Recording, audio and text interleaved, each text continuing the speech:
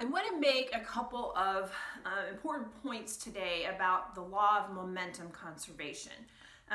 The way that it is stated in your book says that when the sum of the forces acting on a system is zero, the total momentum in the system cannot change. Now, the whole key to this comes down to exactly how you define your system. And I want to try to point this out with by looking at example 9.3 and then expanding that out so you can see what I'm talking about. So example 9.3 says a tennis player hits a tennis ball with her racket. Does the law of momentum conservation apply to the ball and the racket? Why or why not? Now, I'm assuming you've already read that. And the answer to that is if you are looking only at the ball and the racket, then the law of momentum conservation does not apply because the tennis player is applying a force to the racket and that force isn't being balanced out by anything else. And so therefore, because there is an unbalanced force acting on the system, it does not apply. Now, let's take our system and let's make it a little bit bigger. Let's say now that our system includes the ball plus the racket and the player. Let's include the player in the system too. And just for the fun of it, let's put the player, let's have her standing on ice, okay?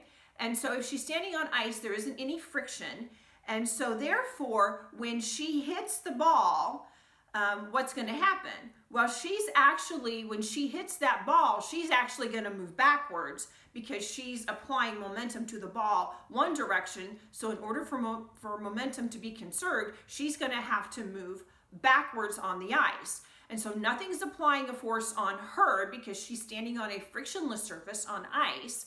And so if I include her on ice with the ball plus the racket, there's no outside force being applied on any of those. And so in that case, momentum would be conserved. Now, I don't know a single tennis player who plays on ice, so let's make it a little bit more realistic, shall we? Let's now take this tennis player and let's put her on the ground like you normally play tennis.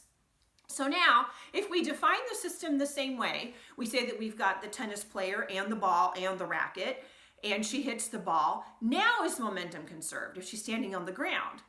Well, now the answer is no, it's not conserved because when she hits the ball, does she automatically go flying backwards? No, why not?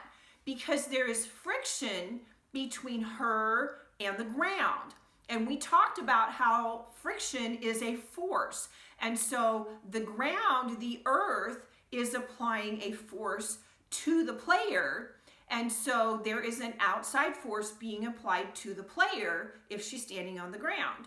And so in the case of your system being defined as the ball plus the racket plus the player, and that's as big as your system is, but she's standing on the ground when she hits the ball, then momentum is not conserved. So see, it all depends on what you're going to put in your system. Now, if I still have the player standing on the ground, but I have the ball, the racket, the player, and the earth in my system, then momentum is conserved. Because believe it or not, when she hits the ball, the earth is going to go backwards just a little itty bitty tiny bit. And so if you include the earth, then momentum is going to be conserved. Okay? So again, whether momentum is conserved all depends on how you define your system. And if you make your system big enough, momentum is always going to be conserved. So I wanted to point that out to you, that it all depends on the definition of your system.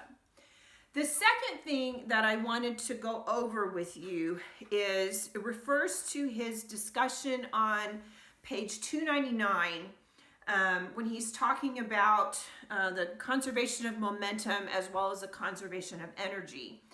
And he is talking about how kinetic energy isn't conserved, so therefore momentum wouldn't be conserved in this particular case where you're talking about these clicking balls in a Newton's cradle type of setup.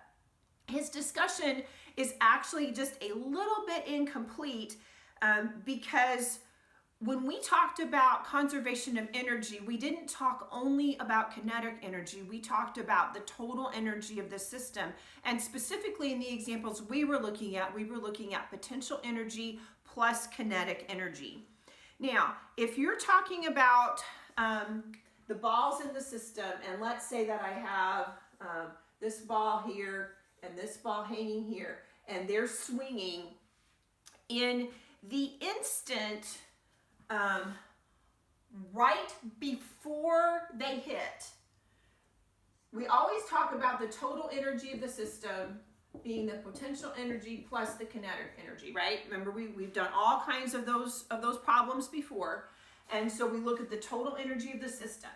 When the ball is raised and it's up here, the ball has potential energy. And that potential energy gets changed to kinetic energy as it goes down and as it gets down here. When it gets at the bottom of its swing, it has no potential energy left anymore. It's all been converted to kinetic energy.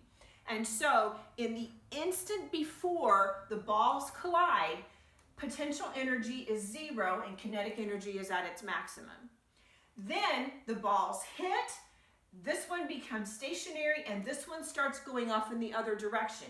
In the instant right after the balls hit, then again, this one has not gained any kinetic energy yet because it hasn't started to rise. And so in that instant, right after they collide, potential energy again is 0, and then kinetic energy is going to be at its maximum. So I didn't want you to get confused by his discussion when he talks about conservation of kinetic energy.